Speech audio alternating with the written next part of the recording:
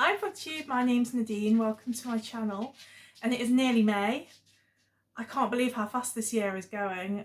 So it is very, very close to Horror Mayhem. So yeah, this is my TBR video. Well, not a TBR, my list of potential. Because if you followed my channel for any length of time, you know that I am rubbish at sticking to TBRs. What happens is I start looking at my shelves for things to fill these prompts, and I get so excited at all the things that I've got to read, and I want to read them all now, and I make huge piles, and nobody could read through them in that time. So yeah, I've got a list of possibilities here. So the only there's no prompt with Horror Mayhem. The only thing is that it's to aim at being 250 pages or less. So a lot of short stories, things like that. So I do have some short story collections here, but I do like a novel, so a few of my picks have kind of edged over the 250 mark, but not too much. So first of all then, enough ramble, the books that I've chosen. So this one has been on my TBR before, and I really want to get to it. I didn't get to it then, and that is Video Night by Adam Caesar. It is 250 pages exactly. And I have that on ebook, so hopefully I'll get to that one this time. I'll probably go for that one first to try and ensure I get to it. Next is Horror Store by Grady Hendrix. Again, this is on ebook, and it is 182 pages. So let me read you the synopsis of that one. So it says, something strange is happening at the Orsk Furniture Superstore in Cleveland, Ohio. Every morning, employees arrive to find broken Keurig bookshelves, shattered Glanz water goblets, and smashed Liripip wardrobes. Sales are down, security cameras reveal nothing, and store managers are panicking. To unravel the mystery, 3 employees volunteer to work a 9-hour dusk till dawn shift. In the dead of night, they'll patrol the empty showroom floor, investigate strange sights and sounds, and encounter horrors that defy the imagination. So yeah, that sounds like lots of fun. I've read a few Grady Hendrix novels before. My best friend's Exorcism I absolutely loved, and the Southern Book Club's Guide to Slaying Vampires I liked overall. So I'm looking forward to reading this one, seeing what I think of that. And then I've chosen The Whispering Dead, Gravekeeper Book 1 by Darcy Coates, and that is, I think, just a little over the 250. Let me have a look. 272 pages. So this one says, homeless, hunted and desperate to escape a bitter storm, Kara takes refuge in an abandoned groundskeeper's cottage. Her new home is tucked away at the edge of a cemetery, surrounded on all sides by gravestones, some recent, some hundreds of years old, all suffering from neglect. And in the darkness she can hear the unquiet dead whispering. I haven't read any Darcy Coates. Some people seem to really love her books though, so I'm looking forward to seeing. And then another one which isn't described as horror, but it sounds quite violent, so maybe it can fit into it, and that's Hold the Dark by William Giraldi, and that's 225 pages. And this one says it's a terrifying literary thriller set on the Alaskan tundra about the mystery of evil and mankind's losing battle with nature. Wolves have come for the children of Keelut. 3 children have been taken from this isolated Alaskan village, including the 6-year-old son of Medora and Vernon Sloan. Wolf expert Russell Core arrives in Keelut to investigate the killings and learns of the horrifying darkness at the heart of Medora. When her husband returns from a desert war to discover his boy dead and his wife missing, he begins a maniacal pursuit that cuts a bloody swathe across the frozen landscape. As Core attempts to rescue Medora from her husband's vengeance, he comes face to face with an unspeakable secret about the indestructible bonds of family and the untamed animal in the soul of every human being. So it seems to have quite good reviews.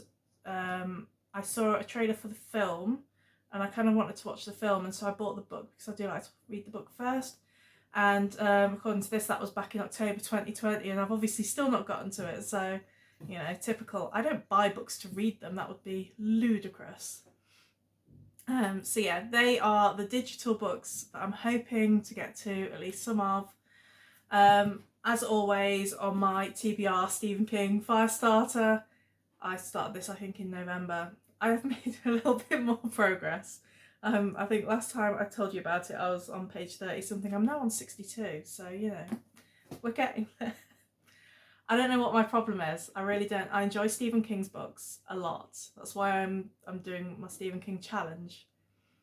And it was going fine until I hit this one. And it's strange because it's not the writing and it's not the story. Because when I'm reading it, I'm enjoying it, but then I put it down and I pick something else up. And yeah, I think what I need to do is have an evening or two where I say, these are my Stephen King nights. And I picked this up just to give me a chance to really fully engage with the story, and then maybe it'll be a bit different. So yeah, I will finish it in May. I will. And then I've got a few sort of anime kind of graphic novel type things. Chainsaw Man 1 and 2. I picked these up recently because my son wants to read them. He's really into anime and he'd heard that they were really, really good. I'm not certain as to the suitability of them, and so I said I'll buy them because I quite like stuff like that too, and then I'll read them first. And if he's okay to read them, then I will pass them along to him. But yeah, until that point, they're in my keeping. So yeah, there's those ones. And then I've got Bram Stoker, The Jewel of Seven Stars. This is 240 something pages. I've owned this book for literally decades, and I always assumed it was short stories, but it's not. It's a novel. And I think it's to do with like a ancient Egyptian mummy's curse type scenario. So yeah, the only Bram Stoker I've ever read is Dracula, so that would be really interesting to see what I think of that. And then I've got some Lovecraft short stories, macabre stories. I'd like to carry on with my Suki Stackhouse series. So I've got Dead as a Doornail by Charlene Harris. For the next in like the True Blood type stories. Again, this one's just over, it's 290 something pages. But these are really, really quick reads. So I think it'll probably be quicker for me reading this than something that's 100 pages, like something different. So yeah, that's fine. And then another one that I've had for ages is this, and it's Blue Nose Ghost by Helen Creighton. And this is like haunted house stories all set around Nova Scotia. Because I have a weird obsession with that particular province.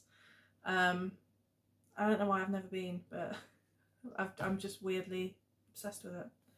So yeah, I bought that. And then I have Haunting Ghost Stories, which I can't actually remember where I got this from, and it's got all sorts of stories from all sorts of writers.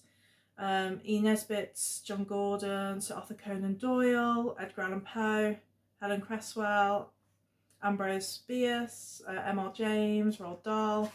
Yeah, lots and lots in there as well. So there's that one. And then some Clive Barker, Books of Blood, volumes 1 to 3. I've never read any of these. So, and I've had this for ages, so I'm looking forward to that. I enjoy Clive Barker's work, and I don't feel like I read enough of it. So yeah, we've got things in here like Midnight Meat Train. It's literally all I've heard of, actually. I was about to regale you with, oh yeah, it's got this and this and this, and I don't know. Midnight Meat Train's in there though, but I know that one. And then finally some non-fiction, and that is Lost in the Shadows, the story of the Lost Boys. I bought this for myself as a birthday present last year, and as I said, I obviously don't buy books to read them because I haven't read it. It's 230 something pages, and it's just absolutely gorgeous. Lost Boys is one of my favourite films since childhood. It's one of my favourite films, and it's just iconic. And I love it, so yeah, I'm looking forward to that one. So that is my list of possibilities for May. Let me know if you're taking part and what you're reading. I'd be really interested to see what sort of things you've chosen. But that is that. I've got some other videos coming up this week as well, so I'm hoping to kind of be back because I've had a few weeks where I've really not had a chance to make much content and I've missed it. So yeah, hopefully a few more coming this week. So I'll catch you very, very soon.